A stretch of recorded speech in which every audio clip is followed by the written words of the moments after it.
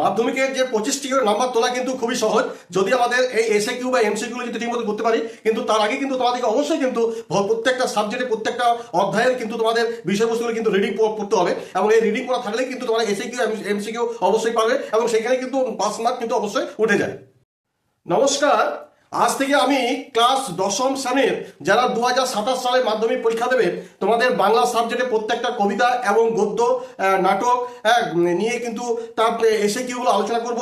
আশা করি এই এসে কিউগুলো যদি তোমাদের ঠিকমতো যদি করা থাকে এবং পাঠ্য বই যদি রিডিং করা থাকে তাহলে কিন্তু অবশ্যই তোমরা কিন্তু এসে কিউ এমসিকিউ গুলো পারবে, এবং এই এসে কিউ এবং এমসিকিউ যদি তোমরা ঠিকমতো যদি করতে পারো তাহলে কিন্তু তোমাদের যে 25টি নাম্বার যে সাবজেক্ট পিছু তুলতে হয় সেখানে কিন্তু কোনো 25টা নাম্বার তোলা কিন্তু কোনো ব্যাপার নয়। এই এসে কিউ এমসিকিউতে কিন্তু 25টা নাম্বার উঠে যায়।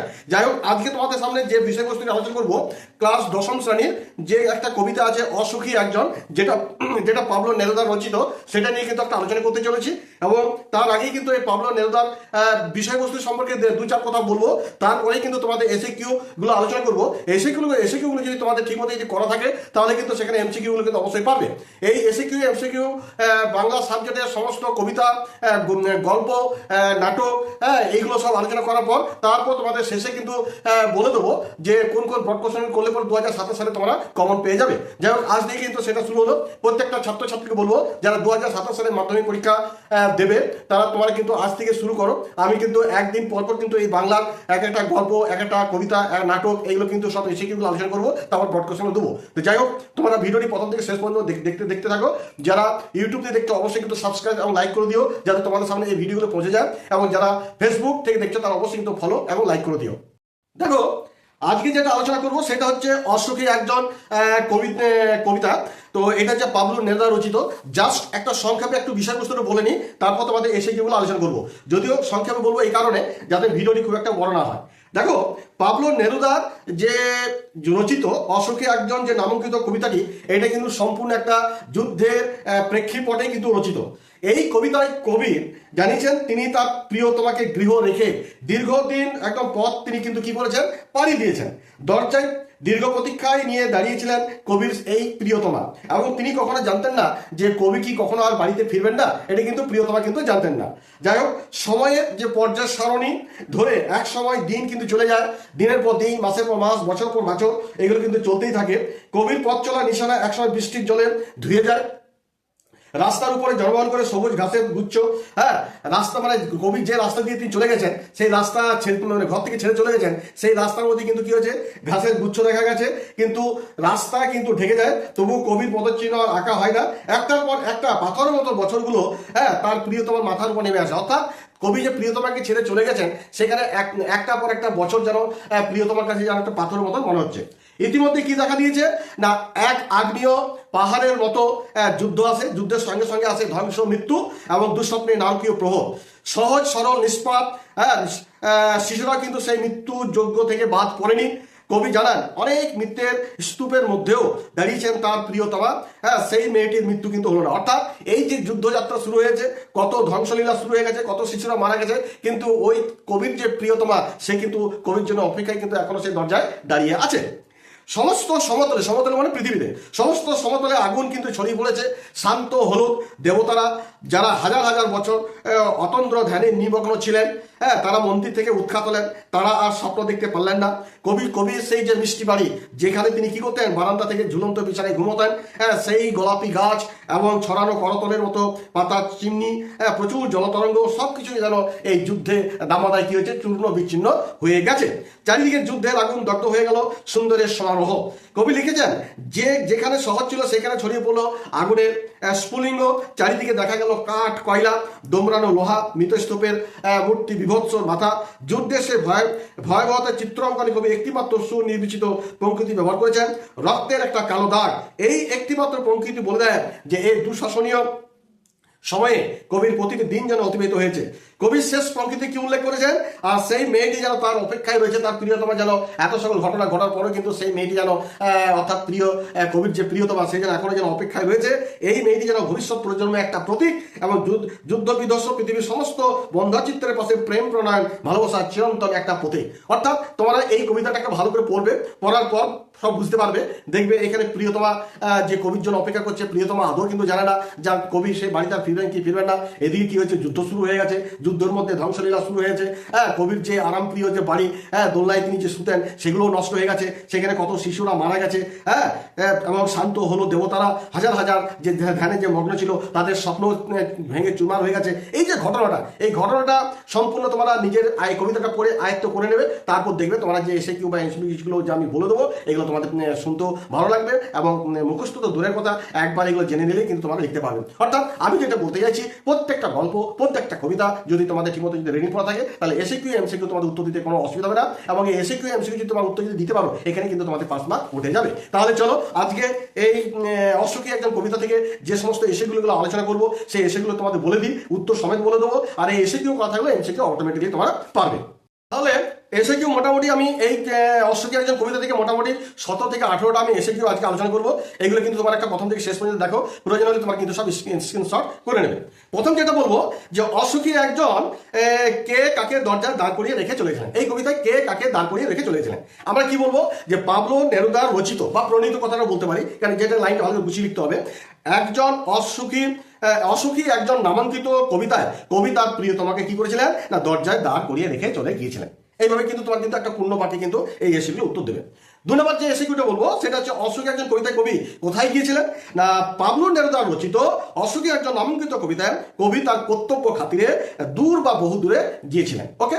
3 নম্বর দেখো এসিকিউটা, অসুখী একজন কবিতায় কবি প্রিয়তমা কি জানতেন না না পাবলুদার নেরুদার রচিত অসুখী একজন নামাঙ্কিত কবিতায় কবির যে প্রিয়তমা তিনি জানতেন না কবি তাকে ছেড়ে চলে গেছেন, এবং কবে সে তার প্রিয়তমার যে প্রেমিক আবার ফিরে আসবে বাড়িতে সেটা কিন্তু তিনি জানতেন না। নেক্সট হচ্ছে যে এই অসুখী একজন কবিতায় কোন প্রাণীর উল্লেখ আছে। দেখবে কবিতাটা যখন পড়বে তখন দেখতে পারবে যে পাবলো নেরুদা রচিত অসুখী একজন নামাঙ্কিত কবিতায় এখানে কিন্তু একটা কুকুরের নাম কিন্তু উল্লেখ আছে, অর্থাৎ এখানে একটা প্রাণীর নাম দেওয়া হয়েছে, সেটা হচ্ছে কুকুর। এবার অসুখী একজন কবিতায় কে রাস্তা দিয়ে হেঁটে গিয়েছিলেন, কবিতাটা ভালো করে পড়বে, সেখানে দেখতে পাবে যে পাবলো নেরুদা রচিত প্রণীত একজন অসুখী একজন কবিতায় কবিতায় গির্জার এক নান অর্থাৎ সন্ন্যাসী কি হয়েছে রাস্তা দিয়ে কিন্তু হেঁটে গিয়েছিলেন। অসুখী একজন কবিতায় যে সময়ের কথা বলা হয়েছে সেটি কিন্তু উল্লেখ করো। পাবলো নেরুদা রচিত অসুখী একজন নামাঙ্কিত কবিতায় প্রথমে একটা সপ্তাহ তারপর একটা বছরের কথা কিন্তু এখানে বলা হয়েছে। পরে কবি আবার লিখেছেন কি বছরগুলো নেমে এলো, অর্থাৎ এখানে অনেক বছরের কথা এখানে এসেছে। নেক্সট দেখো অসুখী একজন কবিতার বছরগুলো কবি প্রিয়তমার কাছে কেমন হয়েছে। এই যে কবি যে প্রিয়তমাকে ছেড়ে চলে গেছেন আর তিনি আসেননি, তখন ওই প্রিয়তমার কাছে সেই বছরগুলো কেমন বলে মনে হয়েছিল না পাবলো নেরুদা প্রণীত অসুখী একজন নামাঙ্কিত কবিতায় বছরগুলি কবির প্রিয়তমার কাছে যেন পাথরের মতো একটা গুরুভার ছিল। নেক্সট হচ্ছে অসুখী একজন কবিতায় যুদ্ধ কিভাবে এসেছিল। পাবলো নেরুদার রচিত বা প্রণীত অসুখী একজন নামাঙ্কিত কবিতায় যুদ্ধ রক্তের এক আগ্নেয় পাহাড়ের মতো এসেছিল। নেক্সট হচ্ছে অসুখী একজন কবিতায় কারা খুন হয়েছিল না পাবলো নেরুদা রচিত অসুখী একজন নামাঙ্কিত কবিতায় শিশু এবং বাড়ির লোকেরা খুন হয়েছিল। একটা কথা তোমাদের কিন্তু বলে রাখি, যদি আমার ভিডিওটি একটু হলে যদি ভালো লেগে থাকে অবশ্যই কিন্তু সাবস্ক্রাইব করে দিও, আর যারা ফেসবুক থেকে দেখছো লাইক এবং ফলো করতে ভুলো না, কারণ এই নিত্য নতুন ভাবে কিন্তু আমি তোমাদের এই এসিকিউ এমসিকিউ বাংলা দেবো। বাংলা পুরোপুরি যখন ব্রড কোশ্চেন এসিকিউ এমসিকিউ সব যখন বলা শেষ হয়ে যাবে তারপর কিন্তু আমি কি ধরবো ইতিহাস দেবো। সেই জন্য তোমার অবশ্যই কিন্তু লাইক থেকে সাবস্ক্রাইব এবং ফলো করে রেখে দিও। যাই হোক, পরের যেটা বলবো সেটা হচ্ছে অসুখী একজন কবিতা শেষ পর্যন্ত কে বেঁচেছিলেন না পাবলো নেরুদা প্রণীত বা রচিত যাই বলো না কেন অসুখী একজন নামাঙ্কিত কবিতায় অনেক মৃত্যুর মধ্যে কবি প্রিয়তমা সেই মেয়েটি শেষ পর্যন্ত বেঁচেছিলেন, অর্থাৎ কবির জন্য অপেক্ষা করছিলেন কে তার প্রিয়তমা, সেই কিন্তু একমাত্র বেঁচে ছিল। অসুখী একজন কবিতায় যুদ্ধের আগুন কোথায় ছড়িয়ে পড়েছিল না পাবলো নেরুদা প্রণীত অসুখী একজন নামাঙ্কিত কবিতায় যুদ্ধের আগুন সমস্ত সমতায় কিন্তু ছড়িয়ে পড়েছিল। একটা জিনিস কিন্তু মনে রাখবে, যখন আমরা এসে কি উত্তর লিখবো না অমুকে রচিত অমুক কবিতা থেকে বা অমুক গল্প থেকে এই কথাটা কিন্তু প্রথমে দিয়ে শুরু করবে, তারপরে তোমার যে উত্তরটা হবে সেটা কিন্তু লিখবে। তাতে কি হবে না তাতে দেখা যাবে তোমার উত্তরটা সম্পূর্ণ পুরোপুরি খুব ভালো, যেমন শুনতেও লাগবে পড়তেও সেরকম ভালো লাগবে, এবং পরীক্ষার আগে কিন্তু তোমাকে সেটা নাম্বার দিতে ভালোবাসবেন বা নাম্বার দিতে পছন্দ করবেন। নেক্সট হচ্ছে অসুখী একজন কবিতায় দেবতা কি করছিলেন। এখানে দেবতা হলুদ দেবতাদের কথা বলা হয়েছে না পাবলো নেরুদা প্রণীত অসুখী একজন নামাঙ্কিত কবিতায় দেবতা 1000 বছর ধরে তারা ধ্যানে কি ছিলেন মগ্ন ছিলেন। নেক্সট হচ্ছে অসুখী একজন কবিতায় দেবতাদের কি হয়েছিল না পাবলো নেরুদা রচিত অসুখী একজন কবিতায় নামাঙ্কিত কবিতায় দেবতার মন্দির থেকে উল্টে পড়েছিলেন টুকরো টুকরো হয়ে। নেক্সট হচ্ছে অশোকের একজন কবিতায় বাড়ির কবিটি কেমন ছিল। ঠিক আছে, বাড়ির কবি একটা কবিতার মধ্যে দেখবে একটা ডেফিনেশন দেওয়া আছে, সেখানে বলবে পাবলো নেরুদা প্রণীত অশোকের একজন কবিতা নামাঙ্কিত কবিতায় কবির বাড়ি ছিল একটা ভীষণ সুন্দর, বাড়ির ভাষায় মিষ্টি বাড়ি, অর্থাৎ সেই বাড়িতে একটি ঝুলন্ত বিছানা, গোলাপি গাছ এবং প্রাচীন জলতরঙ্গ ছিল। নেক্সট হচ্ছে অশোকের একজন কবিতায় কি কি চূর্ণ হয়ে গেছিল না, পাবলো নেরুদা প্রণীত অশোকের একজন নামাঙ্কিত কবিতায় কবির অসাধারণ সেই গৃহ, কবির ঝুলন্ত বিছানা, গোলাপি গাছ, চিমনি, প্রাচীন জলতরঙ্গ সব কিন্তু চূর্ণ বিচূর্ণ হয়ে গিয়েছিল।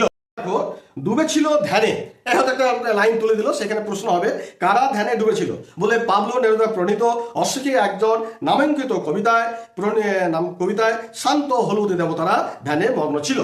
নেক্সট হচ্ছে নেমে এলো তার মাথার উপর, এই যে একটা লাইন তুলে দিল, সেখানে বলবেন মাথার উপর কি নেমে এলো না, পাবলো নেরুদার রচিত অশোকের একজন নামাঙ্কিত কবিতায় পরপর পাথরের মতো বছরগুলো মাথার উপর নেমে এলো। তাহলে মোটামুটি এখান থেকে যে সমস্ত সেগুলো তোমাদের সামনে আলোচনা করলাম, এগুলো যদি এই কোটা যদি তোমাদের ঠিকমতো যদি জানা থাকে, তাহলে তোমার এই যে এমসিকিউ যে একটা প্রশ্ন দিয়ে দেয় তার মধ্যে কতগুলো যে অপশন দেওয়া থাকে সেই অপশনগুলো কিন্তু পাবে। আর এসএকিউ জানা থাকলে এমসিকিউগুলো কিন্তু অবশ্যই জানা থাকবে। যাই হোক, এই আজকে পর্যন্ত এইটুকুই কিন্তু এসে আলোচনা করলাম। এর পরবর্তী দিন অর্থাৎ আগামীকাল বাদ দিয়ে তারপরের দিন অর্থাৎ পরশু আমি তোমাদের সামনে আরেকটা কবিতা কিন্তু তুলে ধরবো, সেটা হচ্ছে আয় আরো বেঁধে বেঁধে থাকি, যেটা শঙ্কর ঘোষের রচিত। তো তোমরা কিন্তু এই ভিডিওটি কিন্তু দেখতে থাকবে, প্রতিদিন একটা কোনোদিন হয়তো কবিতা, কোনোদিন হয়তো গদ্য, কোনোদিন হয়তো নাটক, এইগুলো কিন্তু আমি এসে কিন্তু আলোচনা করবো। এবং তোমরা চ্যানেলটিকে সাবস্ক্রাইব, ফলো, লাইক করে রাখবে, যাতে আমার এই ভিডিওগুলি তোমার সামনে পৌঁছে যায়। 2027 সালে যেগুলো ভেরি ভেরি ইম্পর্টেন্ট, একদম এসে কিন্তু আলোচনা করার পর আমি তোমাদের সামনে এই ব্রড কোশ্চেনগুলো কিন্তু বলে দেবো, যেগুলো 2027 সালে আসবে। যাই হোক, এই বলে ভিডিওটা আপনাদের রাখছি। তোমার এখন থেকে আর বেশি টাইম নেই, ভালো করে পড়াশোনা শুরু করে দাও। মোটামুটি যদি এখনো মধ্যশিক্ষা পর্ষদ থেকে কোনো রুটিন দেওয়া হয়নি যে কবে থেকে মাধ্যমিক পরীক্ষা, তথাপি তোমাদের বলে রাখি, যেটা আমাদের বিগত বছর থেকেই আমরা দেখে আসছি, বেশ কয়েক বছর ধরে দেখে আসছি, যে ফেব্রুয়ারি মাসে ফার্স্ট উইকের শেষে বা ফার্স্ট উইক বা সেকেন্ড উইকের মধ্যে কিন্তু তোমাদের মাধ্যমিক পরীক্ষা চালু হয়ে যায়। অতএব তোমরাও কিন্তু প্রস্তুতি দাও যে ফেব্রুয়ারি মাসে প্রথম দিক করে কিন্তু তোমাদের পরীক্ষা চালু হয়ে যাবে। অতএব আর বেশি টাইম নেই, এখন থেকে পড়তে শুরু করো। আর আমিও তোমাদের এরকম এসএকিউ, এমসিকিউ বা ব্রড কোশ্চেন সাজেশন করে দেবো। এই ভিডিও কিন্তু তোমার ফলো করতে থাকো, যেটা তোমাদের পক্ষে খুব উপকার হবে। যাই হোক, এই বলে ভিডিওটা শেষ করলাম। তোমরা সবাই ভালো থাকো, নমস্কার।